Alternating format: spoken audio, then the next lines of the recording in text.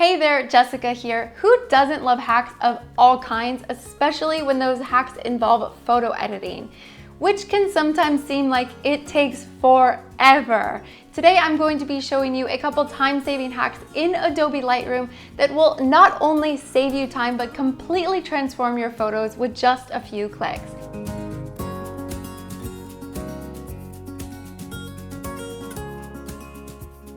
First, I will be showing you how to use Lightroom's auto adjustment features that will help you create that great starting out point to fine-tune those adjustments later on. Second, I will be showing you how to use the tone curve, which will completely up-level your photo in just a few adjustments. And lastly, I will be showing you how to put those finishing touches on your photos very quickly by using the sharpening and noise reduction. So in honor of saving time, let's get started right away and jump in. Here we are in Adobe Lightroom Classic. For this tutorial, we will be sticking with Lightroom Classic over Lightroom CC. Make sure that you import your photos in a raw file format to get started. So I'm going to be editing 2 photos today. Here is my first photo, and we will be using the auto adjustments. So this is a really great hack to get started in editing so you're not starting from scratch. So to get started, we are going to adjust the white balance here. So here we have WB, which stands for white balance.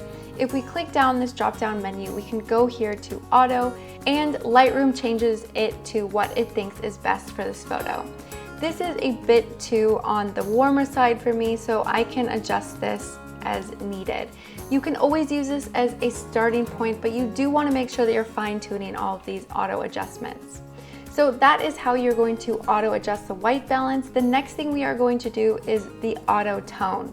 So here we have the tone, and once I click this button beside it, auto, it's going to edit this in the basic panel to what it thinks is best. So it usually is going to increase the highlights and decrease the shadows. So we can go ahead and change it and fine tune it to make it work for us. So here we have this contrast. If you want to reset any of these panels, you can always just double click and it goes straight to 0. So we can just eye this out, and I'm going to turn these shadows down. I'm going to increase these whites, and then we can adjust it as needed. So here we have vibrance and saturation. I am going to just turn down this vibrance a little bit, and I'm just going to desaturate this photo. And that is how you can use these auto adjustments to really create that jumping off point to start editing your photos. I know that it can feel overwhelming, especially if you are a Lightroom newbie, jumping into a new photo and not knowing where to start to edit it. So use these auto adjustments to really get you off on the right foot. Lastly, we will be doing one more auto adjustment, which will be an auto level, and there are several different ways to do this. So let's jump back in and do this now. So here is how you usually would crop a photo. By clicking here, you can rotate this accordingly, and when you're done, you can just double click. But here we can go down to the transform panel, and we can go here and Lightroom will auto level your photos. So here we have all of these different ones. If I click here to auto, it changes it. This photo is taken at an interesting angle, so this auto correct is not the best. So we can go here to guided, and this is where you can pull guides on lines. But for this photo, it's not going to work as well. So we have also vertical, and then we have full, but the one that works best for this photo is level. So this is going to keep that interesting angle while cropping and adjusting this to what it thinks is best. You can always go in and fine tune this and rotate it, and then go ahead and use this and crop to your liking. So those are the auto adjustments that are going to save you so much time and give you a really great starting point. So now let's head into our next photo, and I will show you my next hack. Now let's talk about the tone curve. This is something that I'm very passionate about because once I understood this and used this in my photos, they got so much better.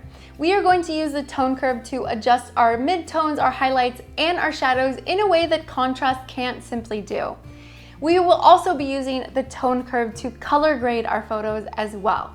So let's jump back in and I'll show you how to do this. So here is our next photo. You want to make sure that before you head into the tone curve that you are adjusting all of your basic adjustments. So here I have just made some slight adjustments. I have turned down this vibrance and saturation because I will be playing around with the color in the tone curve. So let's get started with the tone curve. Let me just give you a basic understanding about what the tone curve is. So here is where our shadows are. If I pull this all the way up, you can see that it lightens the photo and it lightens all the shadows. If I go here to the highlights and I pull this down, it's going to darken the photo. And the first thing that we are going to adjust is here. You want to make sure that this white circle is selected. So here we're just going to make an S-curve. An S-curve is one of the most common ways that you can adjust on a tone curve. So we are just going to add this slight adjustment that just in a few clicks you will see the photo completely transform. So here we're going to click. These are going to be our highlights. These are our midtones, and this is where our shadows are. So we're just going to pull up these highlights as you see right here, and we can just pull down these shadows. You want to make sure that you're eyeing out this photo so you can see what looks best. And then here we have our midtones. I'm just going to increase these midtones a bit. I'm just going to pull them up. And now once we're done, we can just click on and off, and you can see what a big change this has made. The tone curve is something that will really allow you to customize your photos exactly the way you want them. The next thing we are going to do is adjust the color. So you can experiment with all of these different colors right here. For this one, I'm just going to experiment with this red and cyan. I'm going to just pull this down because I want to make these blue tones come out a bit more. And then I'm just going to pull these mid-tones down a bit. And I just want to make these subtle changes. I don't want anything to look so unnatural. And you can go ahead and experiment with all of these different colors as well. So that is it for the tone curve. Let's look one more time at that before and after. So you can see that this is what it was before, and this is with the tone curve on. We are almost done. We have our last two hacks, which are sharpening and noise reduction. And these are really quick ways that you can add those finishing crisp details on your photos. I do want to preface this by saying that it is rare that you can save an out of focus photo in Lightroom using the sharpening feature. So you do want to start out with some good quality in focus photos. That is all. We are going to jump back in and finish off these photos. So in order to do that, we're going to go here to detail, and we are just going to sharpen up this photo. So here it samples this photo, and I want to make sure that I am on his eye right here because that is the most important thing that we are going to be sharpening. So I'm just going to zoom in on this photo so you can see the bigger picture of what's going on when we sharpen. So here I'm just going to increase this amount. As you see, if I pull this all the way to 150, you can see that it is an unnatural sharpening.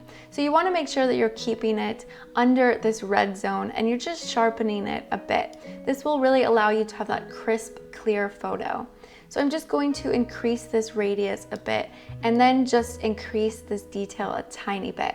And the last thing that we are going to do is masking. Once we hold down Alt and Option on our keyboard and we click through to this adjustment, our photo turns into something really scary. But as you see, everything that is white is going to be sharpened. And if I pull this all the way till 100, that it will only sharpen those little details. So I'm just gonna pull it to about 90.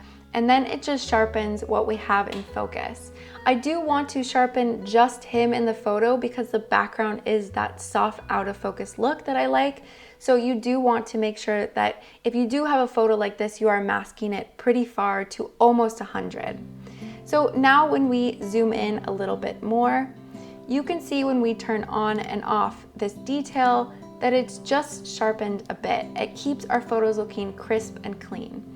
So next we are gonna go here to the color. I'm gonna zoom in very far onto his face because I want you to see what is going on with this color. So when we sharpen, sometimes we get these funky rainbow colors. As you see right here, we have some of this blue right here, and we can change this by going here to noise reduction. So if I pull this all the way down, you can see that for some reason these pixels turn kind of this rainbow color. And as we start pulling it, we lose this color. So I'm just gonna pull it until I stop seeing this rainbow color right here. and then we are good to go, and it smooths everything out a bit more. So as you see, now when I turn on and off this detail panel, you can see that it took away those random pixelated pixels that turn rainbow for some reason. So that is our finishing touch. I'm just gonna zoom out so you can see a before and after of all the work that we have done. And as you can see, these hacks all came together to completely change this photo in just a few short minutes. That is all for today. I hope that these Lightroom hacks save you time, give you more creative control over your photos, and eventually allow you to find your signature editing style. Thanks again for editing with me today. Until next time.